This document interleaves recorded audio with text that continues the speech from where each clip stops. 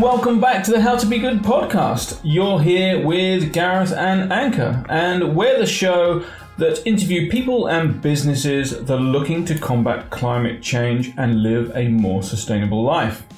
And today we're talking about plastic, our favorite subject. We can't seem to get rid of it, but we also recognize that it is so important within a healthcare and hospital environment. Absolutely. Hospitals, for example, produce more than 5 million tons of waste every year. And that's over 13 kilograms of waste per bed per day. So it's not insignificant. Exactly. And I think about 25% of that is plastic. And I think since COVID, these figures must be a lot higher. Absolutely. I mean, we're seeing face masks everywhere now. We've seen them on the ocean floor. We've seen them in forests. And unfortunately, it is an outcome of the pandemic, but there are things that we can do. And there is one person in particular that is doing a lot about it, and we're going to interview him today. That's right. Today we have Andy Straisfeld, who is the Chief Strategist, and I have so much trouble saying that word, of Lifecycle Revive. And so let's get to it and hear what he has to say. Hello and welcome to the How to Be Good podcast. Today we are here with Andy Straisfeld, who is the Business Development Leader at Lifecycle Revive. How are you doing? Fantastic, Gareth and Anka. Thanks for having me on the show. You're welcome. It's a delight to have you here. So before we get sort of too far into the company side and things like that, could you tell us a little bit about your journey, where your career started to leading the business development at Lifecycle Revive at its point now? I've been in medical sales for about 15 years here in Canada. And for the last 7 years, I've been with a company that was the offshoot of Kimberly-Clark Medical. So they had a sustainability program. And when you're out there trying to sell your products and people say, well, look, I don't want to buy your products because they hurt the environment, you have to know, your product inside and out, but also know what you can do for your customers. So a lot of customers were educated by me regarding sustainability, what we do, reclamation projects on sterile wraps and gowns and drapes. And then COVID hit. And COVID now had limited the ability to get stuff. So people now were just importing from overseas. And our prime minister early on put out this warning that we're facing this environmental cataclysm, that it's going to be 68,000 tons going on top of whatever's coming out of the hospitals or in the public into landfills. So I had been sidelined because of you can't sell medical equipment if you don't have any to sell. So people were calling me, asking me, hey, what can we do here? How can we help the country? And I said, well, listen, go make gowns, go make masks. And then afterwards, they would invite me to visit them. And I said, oh, my God, you got garbage bags loaded of this plastic. You shouldn't be throwing this in the garbage. So in this one case, and how we got together, I'll tell you afterwards. But it's like, no, I had to pick up the call and I said, listen, let me talk to our plastics recycler in Canada who takes care of our sustainability at Kimberly-Clark. Let me get him involved. And we got Kurt Staley from Optima Color involved. And he started clawing back all this waste from the manufacturing world. And now he's taking on the challenge with me. We're working together now in Lifecycle Revive, and we're going to try to get all this PPE out of the forests, out of the oceans, out of the beaches, out of the garbage, and into our plant where we can turn it into a circular economy product. And we can talk more about that after. Fantastic. So how big is the impact of the hospital waste? Obviously, as you mentioned, especially with COVID-19, it's made it that much worse. But have you got some sort of general numbers of what kind of problem we're looking at, either globally or just in Canada? Oh, globally, I think you're okay in Canada. And if you use Canada as a microcosm of North America, because the United States shares the same number in a sense, hospitals are the number one producer of waste in the country. And out of the hospital, foodstuffs is the first one, and then operating room is the second. So we tackle the operating room first, in order to get the baseline polypropylene, like the gowns and the wraps. And then we can go to the kitchens and say, okay, we'll take your yogurt containers, we'll take your bottles, we'll take your other stuff that's polypropylene 5 or polyethylene and take that out of the picture. And as we have done, we continue to find more and more plastics people who say, hey, can you grab polystyrene? Can you grab low density polyethylene? So we end up pulling more and more out of the hospital. And now, because we've had such great success in doing out of hospitals, now we know what we can do in retail. So, every year in Canada, major retail people are the major producers of PVC waste. And now there's an initiative in Canada to try to reclaim PVC, not only from the hospital, but from retail as well. So we've seen an evolution in awareness, but nationally and internationally, I believe that we're talking in the hundreds of millions of tons of medical waste that's being shipped when COVID is not affecting us. Those ships are loaded with garbage coming backwards and forwards. Now you have desirable garbage in the sense that it's low quality fabrics to keep us safe from COVID, but then that stuff just goes into the landfill and kills us all. So if we're not dying from COVID, we're going to die from this environmental cataclysm that the Prime Minister is afraid of. So yeah. Absolutely. So, I mean, we've more or less started to touch on it. So give us a rundown of Lifecycle Revive, what it does, and your mission. So Lifecycle Revive, if we're going to put into happy terms, it is a successful rock and roll story. We have 4 members of the band, and I'm one of them. I think I'm more George, and I think our silent partner is Ringo. But Lena, so Nad Halabi is the owner of Rudell Medical, and he won the government contract last year to manufacture gowns for the Canadian government. Because he was my customer at Kimberly-Clark, he asked me to advise him on how things can be done. And then I said to him, well, why don't you reach out to this person and that person? And then we reached out to a lady by the name of Lena Bowen. And Lena Bowen and Carmina de Young were a success story in themselves, where they were a sustainability fashion designer. And they had retooled quickly to make gowns for the federal government contract. So Nad and Lena were working together. And then he called me to go visit the facility. And that's when I saw these piles of garbage, like 2 stories high, sitting in a corner. And I said, oh, no, we got to get Kurt. And then Kurt came in. I think Kurt's more like Paul. And there we go. So we have the band, and the band got together. And by the end of the year, we were able to get government funding to start the business. And we purchased 2 pieces of machinery. We purchased the pelletizing line that turns polypropylene, polyethylene, any poly-based product into pellets, and those pellets end up going to manufacturers to make stuff. And Lena purchased the fabric making machine from China, which will be fed pellets and then can make the fabrics. And then she'll sew the fabrics because she has ultrasonic sewing. So with that, we created a circular economy.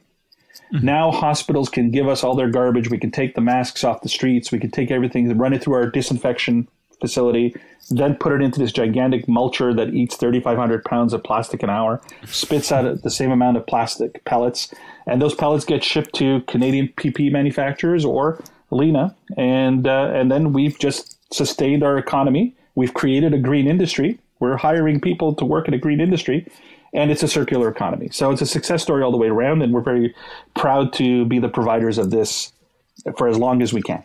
Absolutely. Well, it sounds fantastic. One of the things I'd like to just ask, because for my own knowledge as well, is it ultrasonic sewing machine you said, or ultrasonic sewing machines are the key to making high level gowns, yes, and stuff. And why? What? Sorry, this is my own interest as well. So what does it do? So an ultrasonic sewing machine doesn't use thread. It uses heat and sonic waves to bind plastic together. So if you're looking to make a surgical gown, or you're looking to make a high-level gown that's going to be impervious to fluid, that's not going to seep through the seams, you want to have ultrasonic sewing. So not many people have that technology. COVID is funny. COVID has leveled the playing field for a lot of things, and people don't realize this. But in Canada and the United States, and even in Europe, we were always traditional sewing people. Always had a sewing machine. Always, 4 needle threads, 5 needle threads. And here comes COVID, and it's like those needle threads don't pass muster when it comes to making gowns. So now all of a sudden, China, who is supplying us the gowns and the masks, are also supplying us these ultrasonic sewing machines. And these machines now are flooding North America so people can make high quality gowns and everything that you ever desired. And all this because of COVID, right? So the times are changing, and like I said, this is where we are right now. This is our new reality, you know. Yeah. Sorry to that was me digressing simply because I just wanted to understand what that was, and thought perhaps the listeners might as well. So going back to Life Cycle Revive, so what currently happens with all the hospital waste? Is it all pretty much going to landfill? So currently, hospital waste, except for what we are, our little, you know, part of the sky type of thing, is that everything is going into landfill. Now, there are some initiatives over the last few years where people have been able to reclaim a small percentage of waste and turn it into biofuel or turn it into bioenergy. Some other small population percentage would take the stuff and turn it into plastic bins, or recycling bins, garbage bins, totes, whatever it may be. This is a unique opportunity in North America where we're going to be able to reclaim it, to turn it back into textile fabric that will go back into the manufacturing of PPE. And Fantastic. Nobody else has done that yet. And that's the key here. Completely circular in its end goal on that one. It's excellent. So correct. One of the biggest challenges that I see faced, I guess, by the healthcare facilities is the correct disposal of medical waste, and how to separate that from that is recyclable and that is non-recyclable, and the different types of that. How are you working to make this, I guess, easier for you, but also then easier for the medical facilities as well? Well, I'll tell you, that seems to be our number one challenge these days. The problem is that I don't know how to explain this. So pardon me, and I hope your listeners pardon me as well. It's like there's an ignorance. There's an ignorance in everything that we do, and there's an apathy in everything we do. So essentially, you walk into a hospital. And I'll paint a picture for your listeners and for yourselves. So imagine you've gone to visit the hospital, to visit a friend, or you're going in for just a checkup. And the doctor makes you put on that flimsy, isolation patient gown. And you wear it for about 5 minutes. And then afterwards, what do? You roll it up into a ball and you throw it into a garbage bag. Now, that's not contaminated. That's not has no blood or whatever. That should not be going in a garbage bag. That should be going to recycling. In an operating room, people don't realize this, but 80% of the waste that happens in an operating room happens before the patient ever comes in, before there's ever any blood or urine or any bodily fluid. And what you do is you have nurses and doctors who want to recycle, but they're being ignorant about it in a sense where they're saying, well, can I throw bloody stuff? No, don't throw bloody stuff in there. 80% of that stuff is clean, that we can take it away. And that 20% that goes to an incinerator or whatever it is goes for a reason. Like we don't want to have all the dirty, nasty recycling that comes out of the operating room, because it's not fair to the person who's working on the line. But I think what you do is if you can eliminate 80% out of that OR, and then you work with the operating room. But everybody wants, it's that whole thing. You got to crawl before you can walk before you can run before you can sprint. Everybody wants to sprint that Olympic number. But look, guys, you got to crawl before you can do all of this. So like what we do is we try to educate, but a lot of the time it's like, I'm banging my head against the wall and saying, like, guys, you're not listening, and it's frustrating you and it's frustrating me. And then some of these programs end up dying because of an ignorance, right? Like they don't have the time to focus on what we're doing. They're saying that the operatings are going so quickly that, we need to be able to like look at a picture, look at a picture or know what you're doing, but just do what we tell you and you'll be fine. Yeah. And I guess if you to put it logically, it's not that hard to get into a new routine. If you've got the receptacles there to put it into, surely, I mean, don't get me wrong, I'm like you. I completely sympathize with the ridiculous level of frustration that this can have, trying to get what is a simple action taken by a large majority of people to make a big difference. It's like, yes, it's trying to push water uphill with a sieve. It's not the easiest task. Yeah. How many times can you recycle the PPE and the plastics from their virgin production? That's the beautiful thing. Based on our plastic brewmeister, That's what we call them. It's indefinite because what's happening is at any given moment, there is fresh virgin being mixed with the recycled. So it is, and the quality of pellets is not the issue. Let me try to paint another picture for your listening audience. Not only has COVID hurt the world economy, but you have a blizzard that hit Texas and a freighter that got lodged in the Suez Canal. And as of today, there is still a shortage of polypropylene pellets and polyethylene, and the prices have skyrocketed. And people are coming to people like me and say, "We'll take your inferior products. Just make me pellets, as many pellets as you can make." But yet and again, this is not the conspiracy theory of me, but this is the truth of, and I don't know if it happens in Australia, but it definitely happens in Canada. Is that in Canada twice a year our gas prices go up because before winter they add the additive to make the gas so it doesn't freeze. And then comes the spring where they charge you more because now they're taking the additive out. I said, well, guys, then just keep the additive on all year round and stop trying to take money out of our pockets.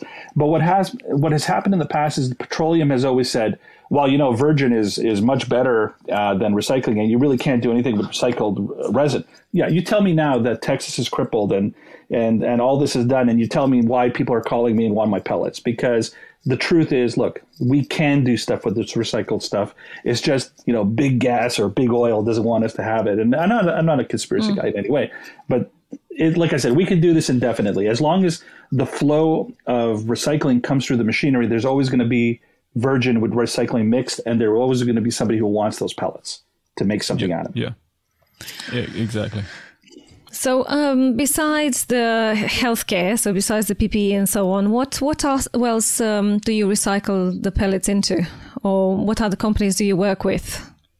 Well, right now, our customers is the Canadian PPE manufacturing world. They want it. But we actually have made inroads to automotive for them to buy the polypropylene to put in within car parts and accessories. Yep. We've reached out to foodstuffs. We know that there's a good need for polypropylene in electronics right now. Like I was not aware of this, but I recently bought a computer for the office, a laptop, and we pulled it, and that whole plastic wrapping was polypropylene fabric that Acer was using.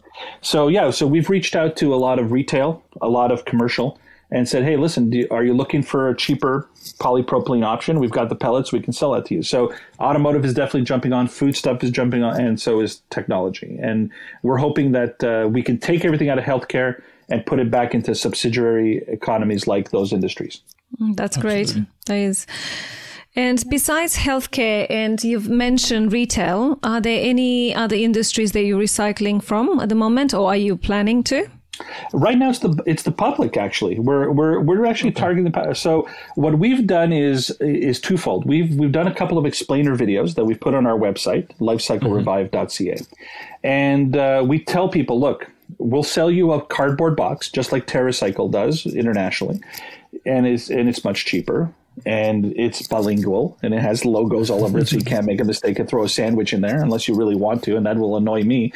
But anyway, the point is you put it out there, and you say, guys, just put your masks in there, and when it's done, you seal it, and there's a prepaid shipping label on it, and it comes to our facility. We scan it, and then when we scan all that data, it's a good news because we end up giving back to whoever bought those boxes. We give them a report on sustainability, We track all this stuff. So when let's say we're going to a company like a supermarket chain who's got maybe 100 stores across Canada and they bought 100 boxes. Well, we'll bring it all in, we'll scan it, our data will be uploaded to the cloud, and then every month or every quarter or every half year or full year, they'll get a sustainability report and say, hey, you saved so much in CO2, you've saved so much in energy, you saved so much in dollars.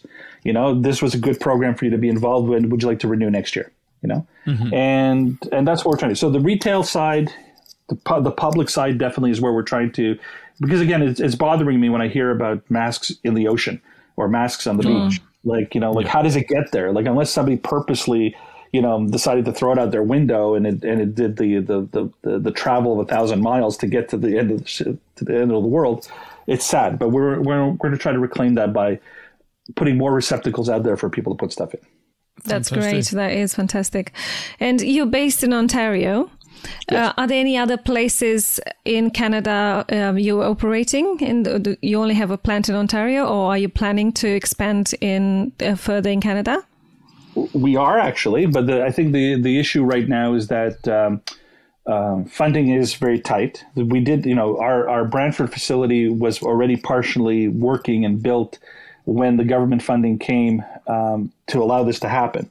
Now, I know Kurt has this dream of, placing a facility closer to the Quebec border and another one in Northern Ontario, and then eventually. But what we're trying to do is we're trying to do a strategic partnership. So we have actually reached out to other provinces and said, listen, you're in plastics, we're in plastics. And why don't we just take the example that Joe Biden has just done? Let's release the technology free of charge. I tell people this. I want somebody to put me out of business, but I want them to put me out of business because they're going to compete with me, not just because they feel that I don't deserve to exist. Because if we can get more people involved in this type of project, the better the world will be. And the fact that exactly. I want to get on a plane and fly to Australia and share this technology with your compatriots is a testament that I want this to be a worldwide environmental revolution. And I really hope we can do this. Yeah? Absolutely. Please come. We desperately need it here.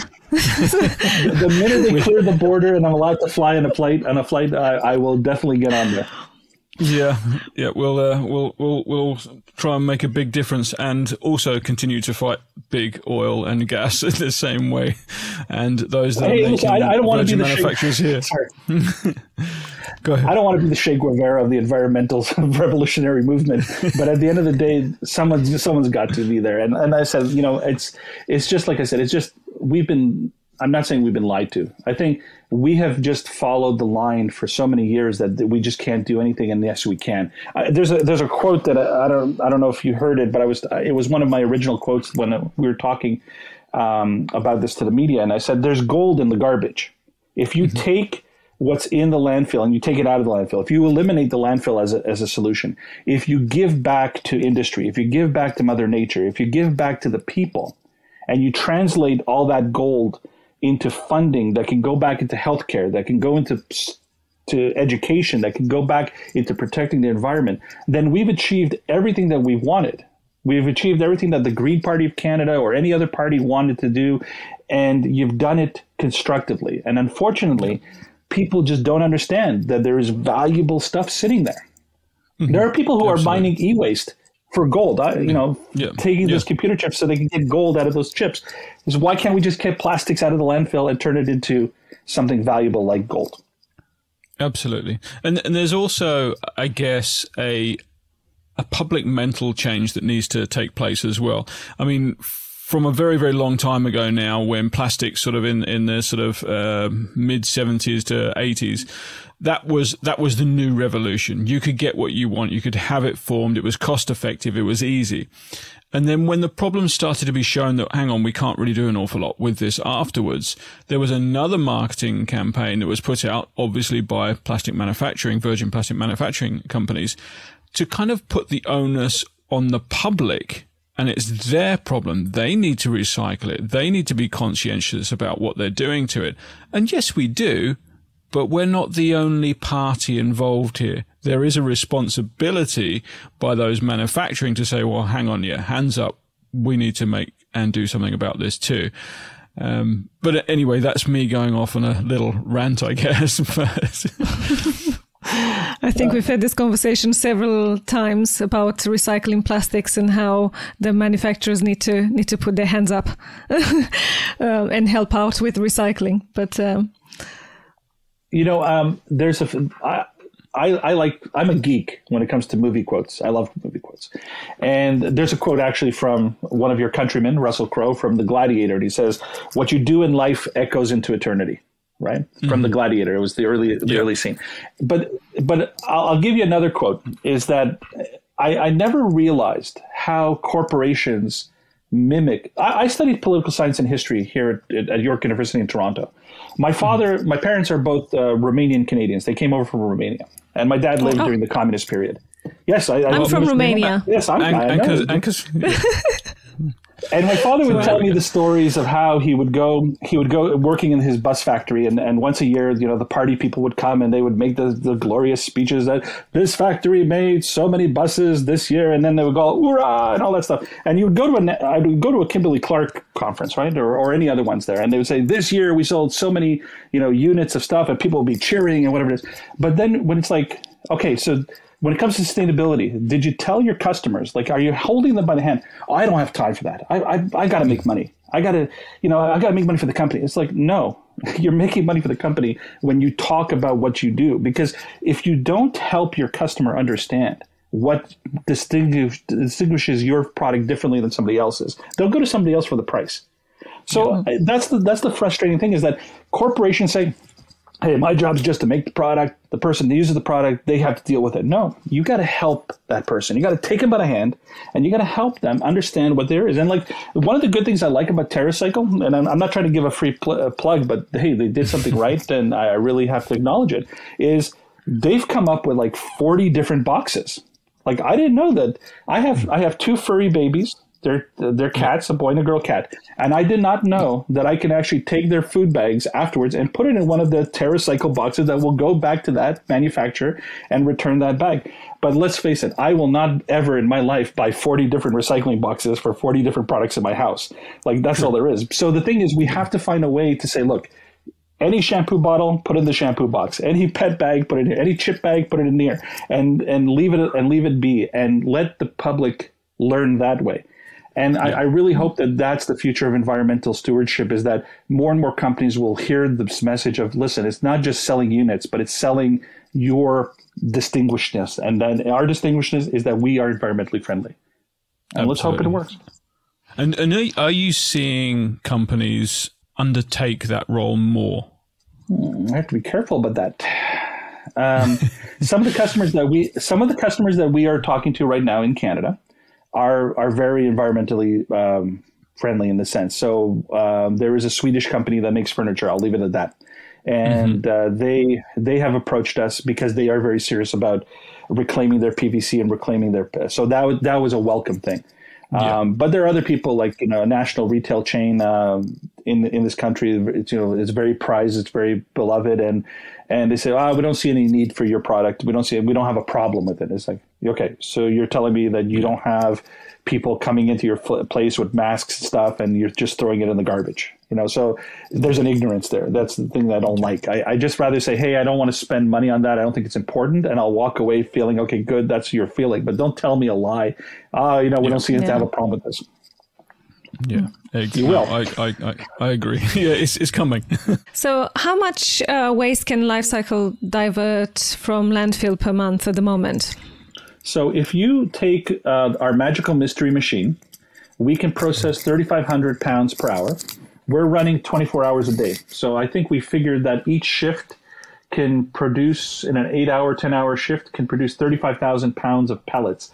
That's 35,000 times, so let's say 100,000 pellets. That's 100,000 pounds of plastic that we've removed from the landfill, that we've converted to pellets, and those pellets will be made into products that will, hopefully 80% of that will come back. Because we do admit that 20% will be lost in the ethos of the world, right? Something will happen. But 80% of that will come back and constantly come back. And I think that's a number to start with. I would be happy when we have millions under our but that's down the road. That's just, years away. If we can get enough partners, I think we can be there. Absolutely. And what would that, if you know, what would that equate to in terms of CO2 reduction? It's a good question. Unfortunately, like I said, I listened to the episode with the person who was talking about credits on CO, and I really never understood the CO2. Noah Godfrey. Yes, no, and I never really understood the calculation. But like I said, when we do these analysis, we do have a calculation on our website actually. So that's something that we can look at. But I don't really know how to calculate it personally. But I think I will take an effort to learn that, so I can be better to answer that question. Well, it seems to be a question that comes up a lot, and a bit of information for those that are interested. They do seem to come up and want to know, okay, if we do this, if we make this, what difference are we making? Yes, we are recycling and putting the plastic into a more circular economy, but is it making a big effect on CO2?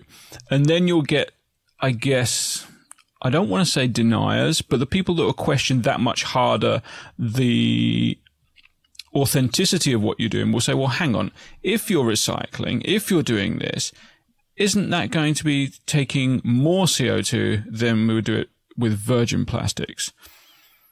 What's your view? Because we get a lot of people would say, okay, we often get people saying the effect of recycling and therefore transporting to and from and so forth is more damaging than just getting the virgin materials and therefore virgin plastics straight away. And this is something that we've had in conversation, just with friends and parents of kids at school and so forth like that. It comes up more often than I want it to, but it means it's certainly something that perhaps a Murdoch media basis has given people thought for.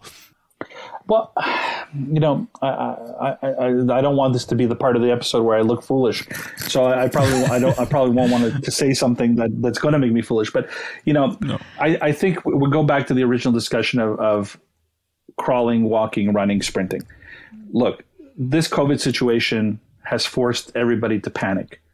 Mm-hmm. And our situation is that we're looking at, maybe we don't look at it from CO2 emissions, but we look at it from three different concepts. I am literally taking X amount of pounds of plastic waste out of a landfill or potentially arriving in a landfill, and I'm turning it into plastic pellets. I am removing a product that will take 99 years to I don't know, dissolve or disintegrate. And meanwhile, it will leach into the ground and poison the ground on the water table. So I'm trying to avert that crisis at the same time. And at the same time, whatever we do as a manufacturing, we're doing it within a quality level, and we're trying our best to do what's good, how to be good, right? Yeah. So I think if we stay in the track on those concepts that have driven us now, we could sit down within the next year or two with other environmental groups in Canada or internationally and say, okay, how do we be better at what we're doing? Mm-hmm. How do we address I don't want to say that it's the job of a government to go into Paris and decide that X amount of CO2 reduction will be the policy. I think it should be every company, every person should be part of that dialogue. But unfortunately, I'm a bit ignorant when it comes to it, because as a medical salesman, I've never been involved with that statistic. My job is to say, let's get X amount of pounds out of a landfill, or make sure that X amount of pounds never make it to a landfill, because that is at least our part of the fight, and then we can go from there. So I hope that gives an answer. No, that's good, and it's true. It's your part is a very big part of it, but there are many, many, many parts overall to make this planet a better, more sustainable place for our children, our children's children. But like you said, there's many, many, many facets that need to be all worked on all together to make that huge change. But fortunately, you're doing a very big bit that needs to be done as well. Thank you. Appreciate it. I think we also need to remember the amount of animal loss that is caused by plastics and landfill plastics and plastics ending up in the ocean. So I think just by diverting 80% of that or more is saving a lot of our wildlife. So it's an important thing for sure. Absolutely. Yeah. I understand that you're working on a global scheme with other companies, or you're trying to partner with other companies. Where are these companies located? So currently we are having conversations with several companies in Canada.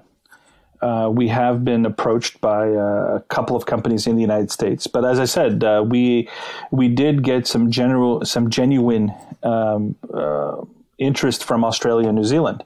Now, the problem is that we have not been able to communicate further with them because travel bans and whatever may be. But the issue will be that once the travel bans are over, once the vaccinations are done and there's an ability for us to work, then we can reach out to the government bodies that support us and say, look, there in Canada, maybe because we're a Commonwealth country, or maybe it's just the way we do our budgeting.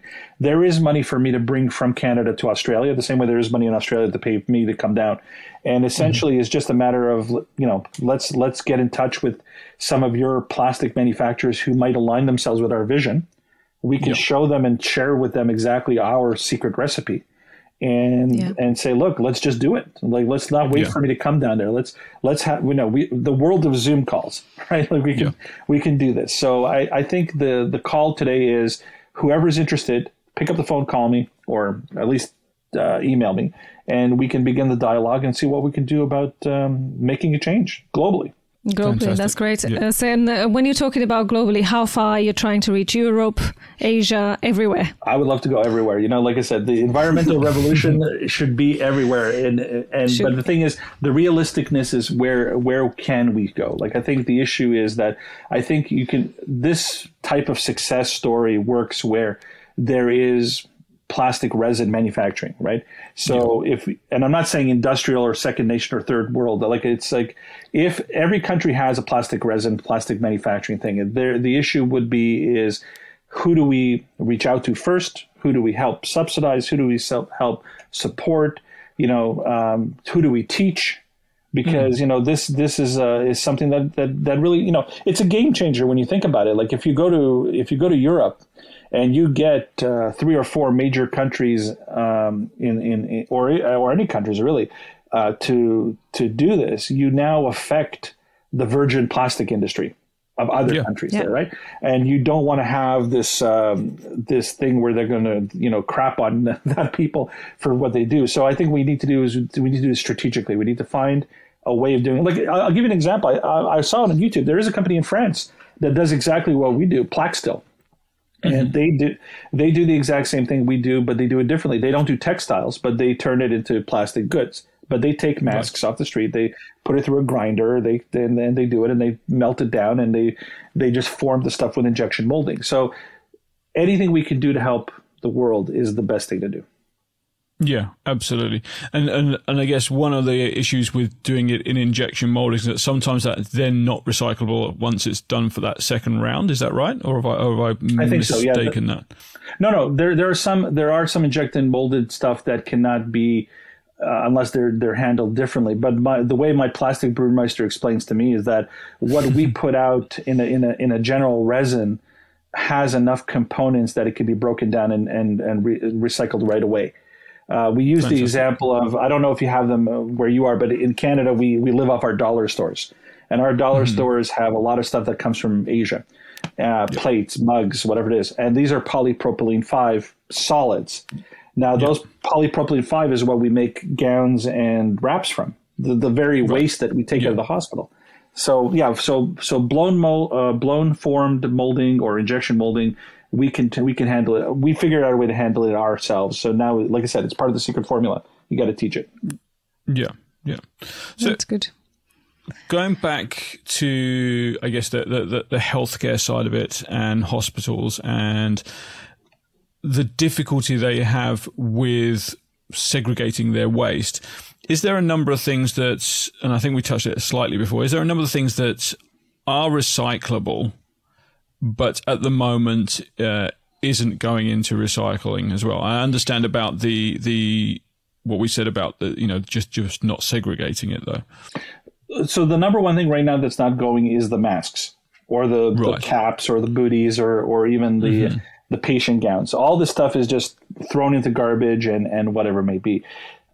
We've tried numerous times with, like I said, hopefully with our advertising, with our explainer videos, we've tried to, and we've gone on Twitter and LinkedIn, and we've tried to get people to see these videos to change the way they're thinking, But yes, ideally, it's like we're trying to tell people, people come back and, well, they say, the government says, I can't put in my curbside pickup because it's contaminated.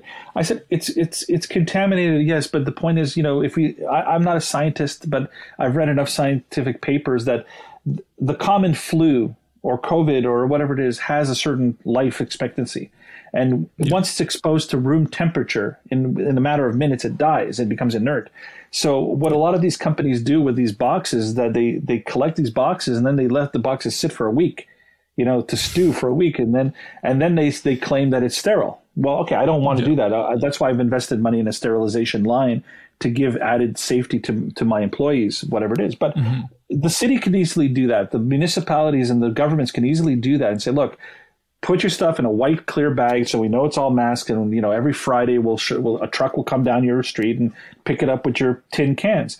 But it's added work. Okay, so fine. So then industry says, I will reimburse you for added work. Oh, well then it's not part of our labor agreement with our unions. Then I'll talk to your labor unions. Like, stop making excuses and be part of the solution, not part of the problem. And just people love to throw out more and more of these excuses. And that's what hurts the economy. Look, I'll give you a perfect example. I don't know about where in Australia, but in Canada, we had the Green Party, or we still have the Green Party. Actually, they're pretty strong. But in one of the federal elections a year ago or a few years ago, the federal leader for the party during the debates just kept hammering away about how we needed to meet the Paris Accord numbers by hook or crook. We had to meet it.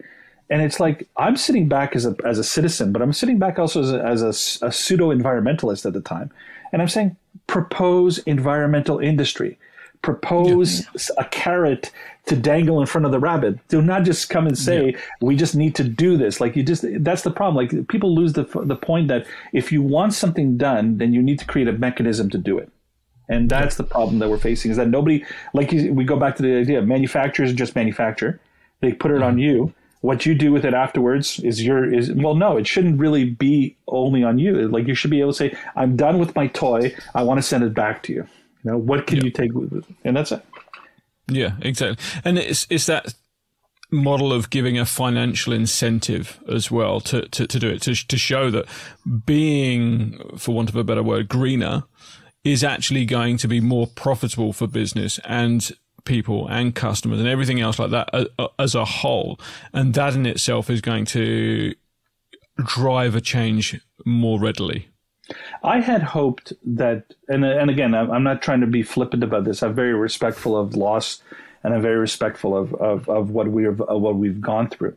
But I had thought that COVID would have changed our philosophy in a bit.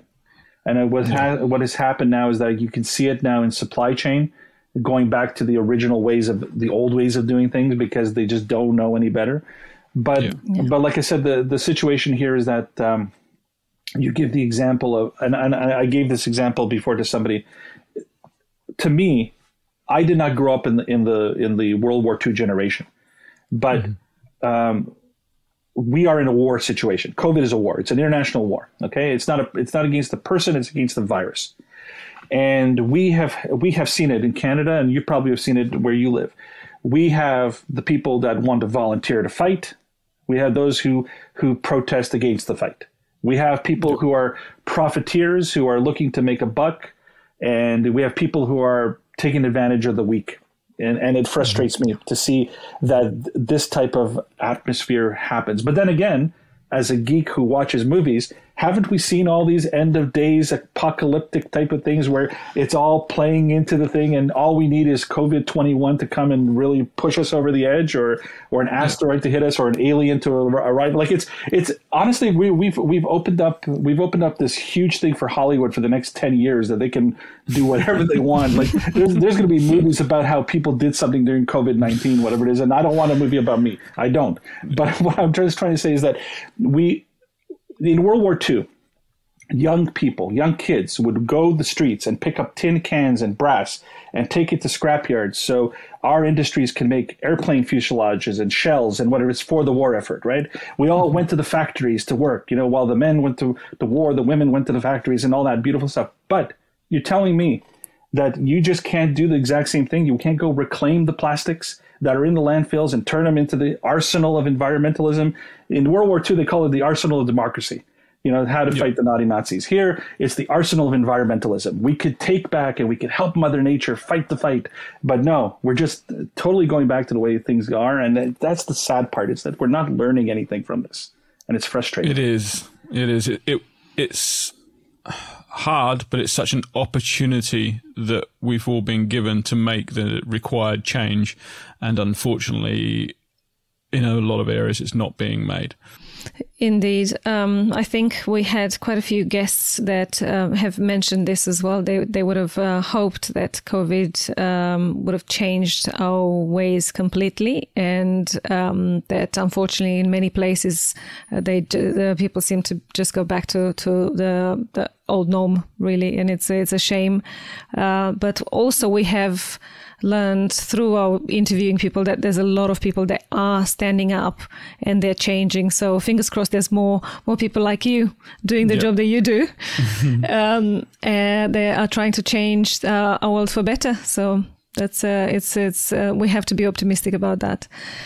Now, talking about challenges, what are your company's biggest challenges at the present? I think right now it's we talked about this general apathy and ignorance. Like, and it's not, we're not talking about the hospitals anymore. Now we're talking about just the general. It's like, oh, well, what, like that these noises you hear. They're no longer words. They're noises now. It's like, like no. But it's guys. We try to tell them this. We try to tell them, hey, people, listen. It's as simple as putting stuff in a box. It's as simple as making sure that you don't have your junk lying down on the floor of your car. So when you open up your door, the negative pressure whisks that mask out into the driveway and into the population. It's just a matter of let's take a national patriotic stance. Okay, let's save this country from ourselves, type of thing. Okay, we didn't do a good job before COVID, so why don't we try to do it during COVID and after COVID? So, but you see, here's the thing: is this apathy and ignorance is also a two-sided coin, because you have to be understanding that we're talking about safety. I give a perfect example. I don't know if it happens in Australia, but in Canada, I go to a hospital or I go to a medical clinic or even a shopping mall, and I come in with a mask. They stop me at the door and make me change it to one of their masks, right? And what do? They take that mask and they throw it into a garbage bin, okay? Not even a recycling bin, not even a TerraCycle box. They just throw it into a black garbage bag. And I just sit there and say, oh my God. First of all, not only did I have like a level 3 mask and it was beautiful and it was fresh and it was you gave me this crappy thing that came from overseas that I could see my fingers through. Like it just came to the point where it's like, this is the problem. This ignorance and apathy, if it comes purposely or if it comes accidentally, that's our number one challenge. The other challenge is, and I'm going to put it out there for the world, for anybody who's listening to the show who really wants to do this and make a buck or take care of the environment, whatever motivates you, okay? You need somebody with a truck to pick up this stuff, because it seems to be everybody wants to give you the garbage. Everybody wants to give you their stuff. They just can't figure out a way to get it from point A to point B. So it's like this. If you've got a pickup truck or a cube van or a big 52-footer air brake truck and you want to make a buck, call me, because I'll tell you how you can do it. Because there are hospitals and facilities that would hand you this gold, and you can go out and make this money. And that's our biggest problem in Canada, is that not only is the distance across this country, but it's just like, well, I don't want to touch it because, it's not contaminated. It's in a box with a plastic bag liner. You're wearing a glove. You're wearing a mask. What else do you need? A hazmat suit? Like it comes to the point where it gets very frustrating to try to educate the masses and tell them it's, again, me being a geek, and if you remember Arnold Schwarzenegger from Kindergarten Cop, and the kid says, I think it's a tumor. It's not a tumor. It's the same thing. It's not contaminated. You can just wear a glove and go on with it, right? I didn't realize that they did that in Canada. They haven't done that with a double mask type thing here. That's a whole new level of shocking for me right now. Sometimes I cry. I really do. I sometimes cry, and it's very frustrating. Yeah, absolutely. So coming to the end, and we don't want to miss any information that you can share with us. So we're going to ask you a question a question that you want to answer. So what question should we have asked but we didn't? So if there's anything that we didn't touch on and you'd like to share, please do. You know something, I want to give a shout out, first of all, to both of you for doing this and inviting me on the show. I think more and more we need to get the message out globally, and you're making this happen. And the guests that you bring on set the tone for where we're going. So I want to say thank you to both of you, Anka and Gareth. Thank you. Thank you very much. I also want to give out a shout out. Now, I don't know if I'm allowed, and I don't know if but I'll take a chance. There is a compatriot of yours. Her name is Samantha Cross. Mm-hmm. And she runs Plastics Police in Australia. And I'm trying to negotiate with her. We're trying to work with her because she's got a fantastic education program. So if anybody wants to get serious about policing plastics, reach out to her because she is fantastic. And I want to find more people across this planet that I could shout out in these types of mediums. But I think really I want to say thank you to the members of the band, really, my colleagues, because I wouldn't be here today if it wasn't for them. If it wasn't for Lena Bowden and Carmina de Jong from the fashion, for Nad Halabi at Rudell Medical, or even Kurt Staley from Optima Plastics, if we didn't band together and create this, this fantastic quartet, we wouldn't be here today. I wouldn't be on this call with you today. So I want to say the question that wasn't asked is who else could we thank? Is the people we should begin to thank. You, Samantha, and the members of the band for sure, and your listeners. This is your moment to shine. I usually use this as a closing quote because this is the quote that actually drove me to quit my job. So Winston Churchill once said, "Fear is a reaction. Courage is a decision." So take the courage to make the decision, help this planet, help us help ourselves. And I think, going back to that original quote from Russell Crowe, what you do today echoes in eternity. So I think these are the two driving forces that will hopefully lead this environmental revolution, and hopefully it will be a fun ride for all of us. Absolutely. It's an exciting time ahead. It really can be. So understanding the climate emergency, what is it that keeps you up at night? That we're not doing enough. That this is not a future. This is a nightmare. Yeah. What we've heard on a number of guests is we know how to do it. We know what to do. We know the ways to fix it. Whether we can do it in time, though, is where everybody's fear seems to be. Well, those are very valid points. And I would say that, something, I guess our parents have always told us this, right? You never know until you try. So I think let's do it. Let's try. Let's do it. Absolutely. They say that failure leads to success. So these are all the quotes or the common cliches that people. But hey, I'm built out of cliche. I'm a cliche type of guy. But at the end of the day, no. I think really let's just get out there and try. Let's roll up our sleeves, and let's serve ourselves and our fellow brothers and sisters. Let's try to get out there and make a difference. And you never know until you try. Absolutely, absolutely. So that might lead almost to the answer of the next question. So what is it that makes you optimistic for the future? That there are people like us who are having this discussion, who are not, a lot of people, is her name Greta Thunberg, the young girl from the... Yes. Yeah. A lot of people here in Canada that I knew, and again, my father being Eastern European, so he doesn't share socialism as passionately as I do, whatever it is. But he was very down on her for a bit because he felt that her message wasn't resonating properly, and it was actually a negative. And I said, how do you say that? But it is what it is. But there are people like that, a young generation like that who wants to make a change, and an old fogey like me in his 50s who's trying to make a change. And here we are. I'm not even going to ask you your age, but here we are, and we're doing our bit for the cause. So I think the fact that there is people out there who want to do something makes me happy. I don't lose faith in humanity as much anymore because I know around the corner there's somebody who will sustain my faith in humanity. Mm-hmm. So let's just call those people out and let's hang around them for a bit, and let's see if we can gain strength together. And we didn't give you the chance to become political until now, so here's your chance. If you were a prime minister or a president for a day, what would you change? Okay, interesting. I've never been given that power in my hands. No,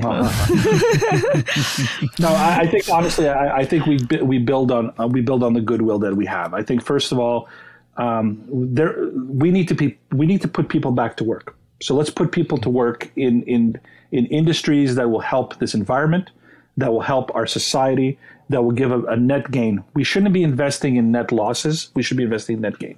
So environmental businesses of any sorts, I would support any entrepreneur or any person that came up to me and said, I got this idea and it's going to help the environment and help this country. I'll say, great, let's get you in there. And then at the same time, I would work with fellow leaders around the world and say, guys, this is a chance for us. This is the new deal. We've been dealt the cards from let's get a new shoe and let's get a whole new deal. And let's hope we hit 21 all the way around the table. But in the meantime, that's what I would do. I'd work on making people's dreams come true because innovation is the future. That's how we're going to get into space. We're already in space, but this is how we're going to get to the next galaxy. And hopefully not kill this planet before we're forced to do that. And, help people and innovate with technology. I think my wife just got an electric car. I never thought we would actually be an electric car family, but there it is. So, we're heading in the right direction. So I would support, as a leader, I would support that initiative and help anybody try to do what's good for this planet, and then work with world leaders to make sure that we actually do it and not just say it. Absolutely. It has been an absolute pleasure to have you on the show. End. You don't want to carry on. We come up with lots more questions. Well, if you've got lots, this is what we've agreed with a number of people. If you've got lots more to share, we're quite happy to have another conversation because we want people like you that are doing good for the world to get as much exposure as possible. So if we want to do this, I'm perfectly happy to do another one. Thank you. I'm sure there will be updates soon, on the new ventures. So would love to know about them. All right, but then this is a date. We will do this again. Excellent. There you go. Like I said, it's been an absolute pleasure, and thank you very, very much for being part of our show.